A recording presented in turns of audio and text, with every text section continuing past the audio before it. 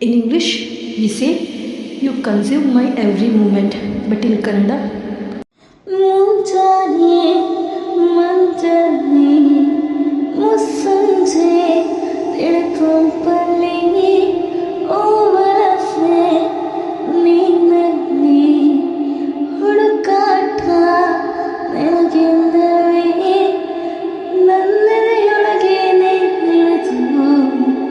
ಜನಮನದ ಮೌನ ಮುರಿತು ಬಿಸಿ ಉಸಿರನ್ನು ನೀ ಬಗೆದು ನಿಟ್ಟುಸಿರನ್ನು ನೀ ತೆಗೆದು ನನ್ನನ್ನೇ ಆವರಿಸು ನೀ ಬೇಗೆ